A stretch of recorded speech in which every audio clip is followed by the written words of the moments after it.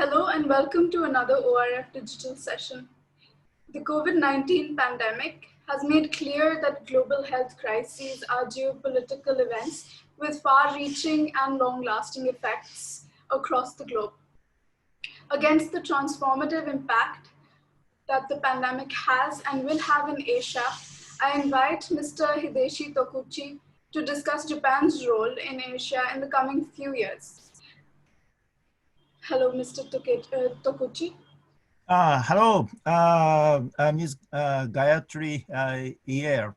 Thank you very much for this opportunity. I look forward to, discussing Japan's roles in Asia with you. Thank you very much for this opportunity today. Thank you. Let us start with Japan and China relations. While Japan's national security policy has undergone significant changes in the recent years in terms of its defense budget, equipment, and reinterpretation of the constitution relating to the right to collective self-defense, the Japanese government has been promoting cooperation with Beijing.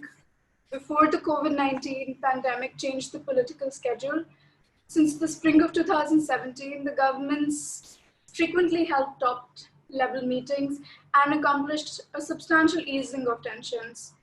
However, the COVID-19 outbreak has confronted Japan with a range of issues when it comes to China. The flows of people to and from China and the supply chain have all been upended, and it has had adverse effects on the economy. Could you please shed some light on the debate in Japan about the rise of China and the future relations with China? Well, Gayatri, thank you very much for that very important question. First of all, we have to be aware that Japan is located in a very acute, volatile, and fragile security environment. It is surrounded by, the two nuclear powers, Russia and China. And now even North Korea has acquired nuclear weapons.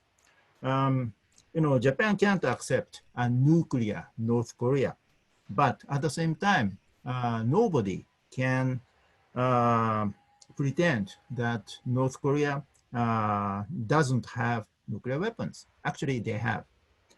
So Japan is under strong military pressure in terms of traditional security. In the face of the rapid shift of balance of power, particularly in East Asia, Japan has become more security-minded than ever before. And most of the new aspects of Japan's changes, which you have just mentioned, are relevant to this.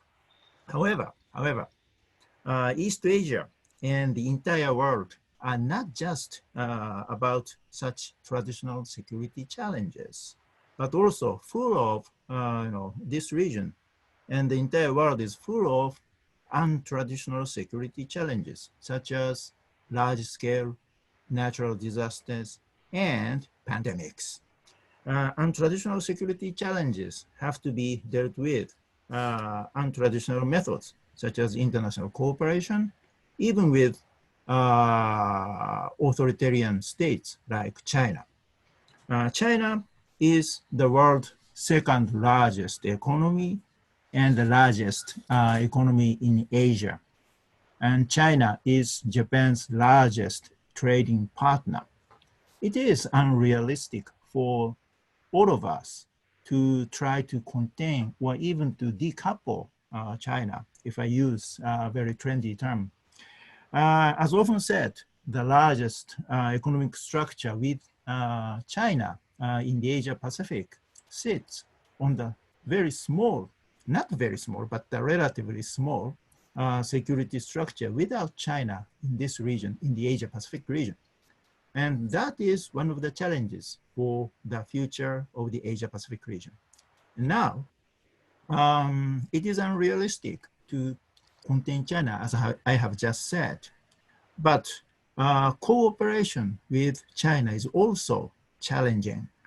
There are a number of bilateral issues between China and Japan, as you know very well. Also, a number of untraditional issues, such as the novel coronavirus and environmental issues, including climate change between Japan and China, and actually between China and the old world. What make cooperation with China challenging or difficult? There are several points. First, Japan would like to maintain and strengthen the rules-based liberal international order, but China doesn't like that concept. It is basically a Western idea. China was put in an inferior position under the rules set by the Western powers for a long, long time. China's narrative, a community with a shared future for mankind, that concept is the counter concept of our rules-based liberal international order. But we don't know what the Chinese concept really means. China seems to try to pursue an authoritarian order centering on China, excluding particularly the American power from East Asia. That's the first point. Second, China is against the US-centered alliance network in the Asia-Pacific, of course, including the Japan-US alliance relationship. China believes that the alliance are to contain China and to block the progress of China. Actually, it is a false argument, but they believe so. That's what I hear often from our Chinese counterparts. And third, China is trying to assert itself and expand its influence in order to counter the United States and its allies and partners. There are several ways. One, there is a huge demand for infrastructure building in Asia, the Middle East, and Africa. There is a concern in Japan that China will take political and military advantage by economic investment in a large variety of countries in those areas. There is also a concern that China's intervention in domestic affairs of China's partners, not only developing and weak countries, but also advanced countries such as Australia. And fourth, China's military buildup is also posing a big problem. China's national interests are expanding as its economic interests are expanding worldwide. So military expansion itself is inevitable, I think. But their efforts are so untransparent and hostile that our concern is growing and growing. China's President Xi Jinping said in the Party Congress in October 2017, I quote, "We will make it our mission to see that by 2035, the modernization of China's national defense and our forces is basically completed, and that by the mid-21st century, our people's armed forces have been fully transformed into world-class military." That's what he said almost 3 years ago. Their cyber operation capabilities and outer space capabilities are also growing. Their efforts are not only about PLA, People's Liberation Army, but also about Coast Guard, the maritime law enforcement organization as well. What are they trying to achieve with rapidly growing might? What does it mean for Japan, for the regional security, and for the international community? That's a big question. And fifth, I'm very sorry to be long, but fifth point, China's maritime expansion. There is a concern that China will utilize seaport facilities it has invested in several littoral countries of the Indian Ocean.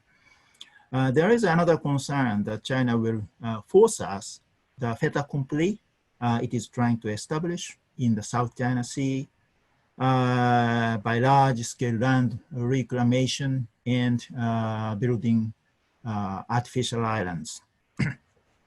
Even under the current world health crisis, China is trying to strengthen its control over the artificial islands in there, and China doesn't stop intruding into the Japanese territorial waters in the East China Sea.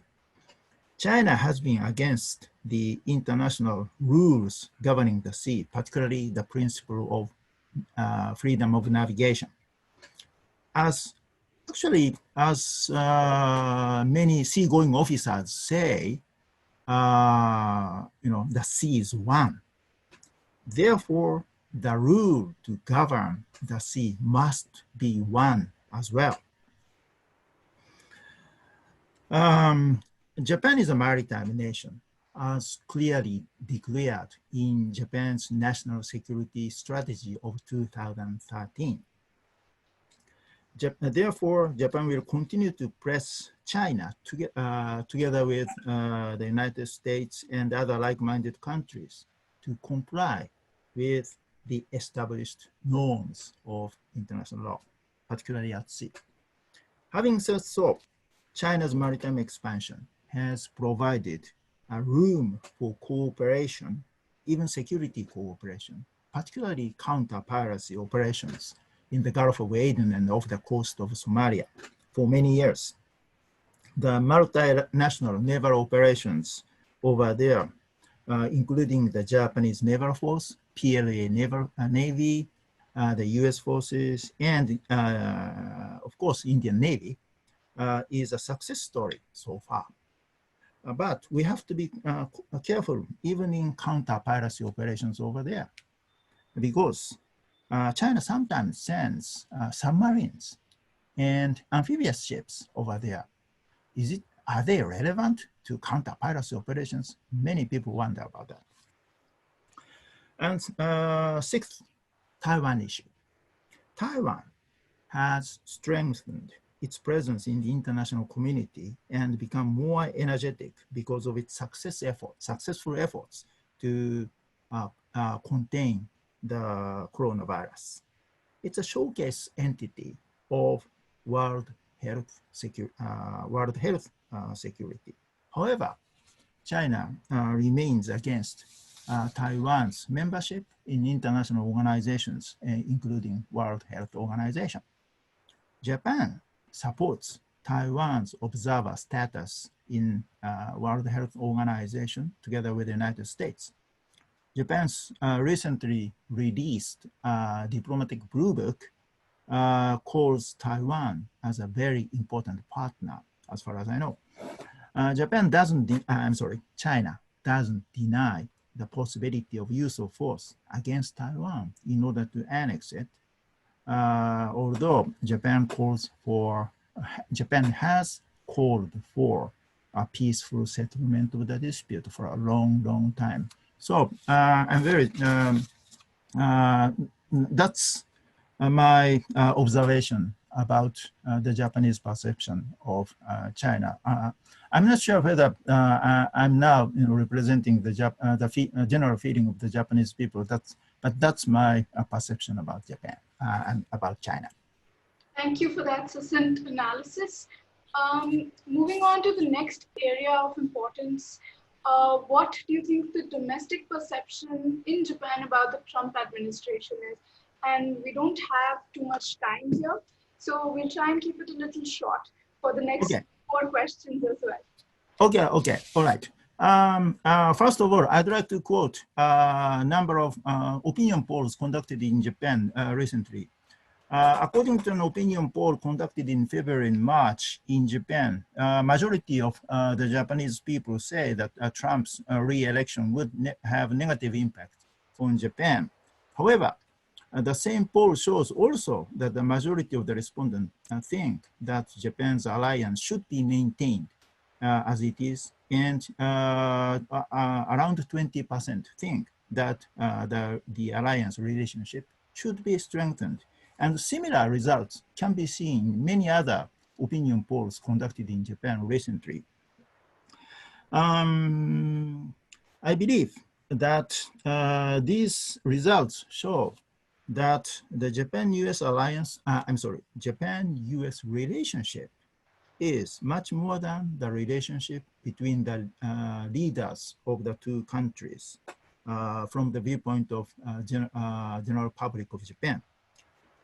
When the Japanese people look to the United States, they do not look to the president alone. They try to face and get along with the entire America, entire United States. And it also shows that the Japan-US alliance is already institutionalized based on the strong tie between the two militaries. However, it is always easy to cast a doubt on the US commitment to Japan and to East Asia, lack of leadership on the part of the United States, and reluctance on international cooperation in the mind of the US president is a concern for many Japanese people. But I believe that the Japan-US relationship is not given at any time. US engagement in this region is not given either. Always, no matter whether the US is internationalist or isolationist or not, adjustment is necessary. Efforts on the part of US partners like Japan are indispensable. And that's what history tells us. Today's situation is just another phase of a fine-tuning of the relationship. And we should not have an illusion. The US is not a declining power. It is at the pinnacle of the international hierarchy of power. And also the US is a Pacific nation. Actually, Mr. Trump himself says the US is a Pacific nation. He is quite aware of that. Those who underrate the American resilience and influence will regret it later. That's my perception. Thank you for that analysis. Moving on to the third question. The coronavirus is testing Japan's approach to the crisis management and national security. How do you think that the outbreak of the pandemic has and will affect the perception of security and the approach towards national security within Japan? Okay. Oh, that's a very important question. And actually, I'm afraid that it is a little too early to make a full analysis of the impact of the current crisis on Japan's security. But my preliminary observations are as follows. And actually, I think that there are so many impacts. And first of all, as a result of huge public attention to this crisis, public attention to the conventional challenges North Korea and Japan pose in our vicinity will be decreased. And actually, in March, North Korea launched ballistic missiles several times. And, as the world knows, China doesn't stop their control of the South China Sea.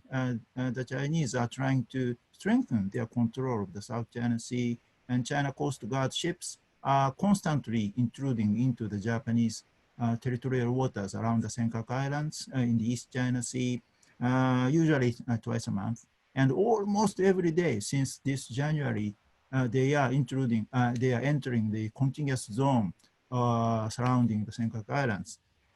Of course, China's behaviors will lower its reputation among the Japanese people, but I am afraid that the public priority is not on such a sovereignty issue, but on coronavirus issue.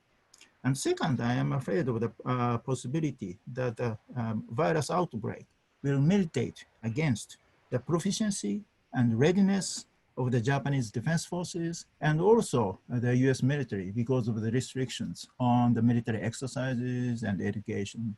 And it will probably, possibly militate against the military morale. That's my concern. And third, the Japanese defense forces are also engaged in the operation to help the victims of the virus, particularly with their medical capability. And considering the possibility of second wave and third wave of the outbreak, it will be necessary to improve their military medical capability and capacity.